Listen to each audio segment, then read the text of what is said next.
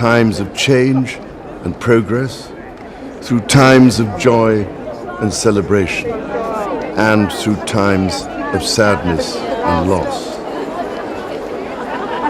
In her life of service, we saw that abiding love of tradition, together with that fearless embrace of progress, which makes us great as nations. The affection, admiration, and respect she inspired became the hallmark of her reign. And as every member of my family can testify, she combined these qualities with warmth, humor, and an unerring ability always to see the best in people. I pay tribute to my mother's memory, and I honor her life of service. I know that her death brings great sadness to so many of you, and I share that sense of loss beyond measure with you all.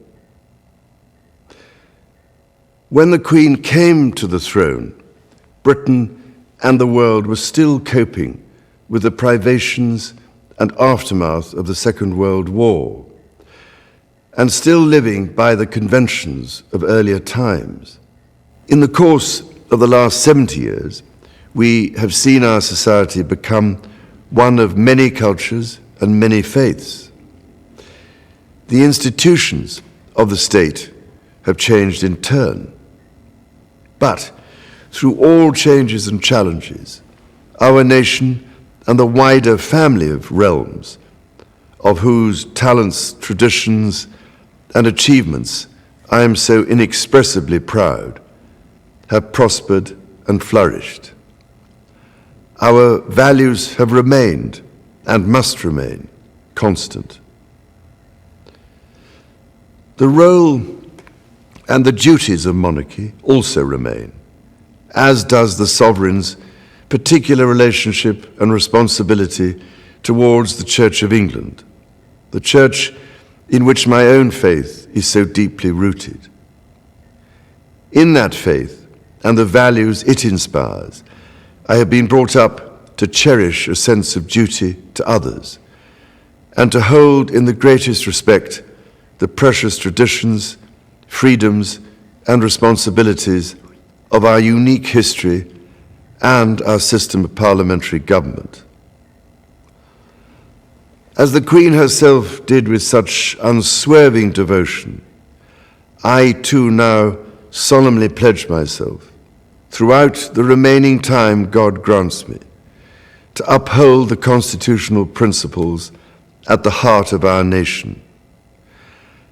And wherever you may live in the United Kingdom, or in the realms and territories across the world, and whatever may be your background or beliefs, I shall endeavor to serve you with loyalty, respect, and love, as I have throughout my life. My life will, of course, change as I take up my new responsibilities. It will no longer be possible for me to give so much of my time and energies to the charities and issues for which I care so deeply. But I know this important work will go on in the trusted hands of others. This is also a time of change for my family. I count on the loving help of my darling wife, Camilla. In recognition of her own loyal public service since our marriage 17 years ago, she becomes my Queen Consort. I know she will bring to the demands of her new role the steadfast devotion to duty on which I have come to rely so much. As my heir, William now assumes the Scottish titles which have meant so much to me. He succeeds me as Duke of Cornwall and takes on the responsibilities for the Duchy of Cornwall, which I have undertaken for more than 5 decades.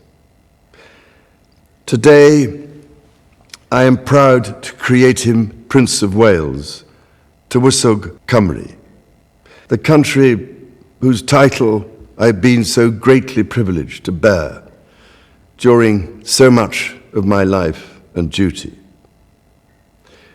With Catherine beside him, our new Prince and Princess of Wales will, I know, continue to inspire and lead our national conversations, helping to bring the marginal to the centre ground where vital help can be given.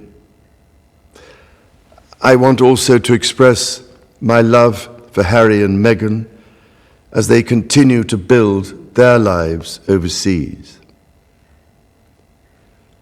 In a little over a week's time, we will come together as a nation, as a Commonwealth, and indeed a global community, to lay my beloved mother to rest.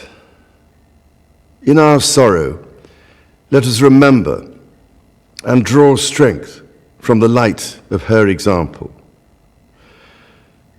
On behalf of all my family, I can only offer the most sincere and heartfelt thanks for your condolences and support. They mean more to me than I can ever possibly express. And to my darling Mama, as you begin your last great journey to join my dear late Papa, I want simply to say this: thank you. Thank you for your love and devotion to our family and to the family of nations you have served so diligently all these years. May flights of angels sing thee to thy rest.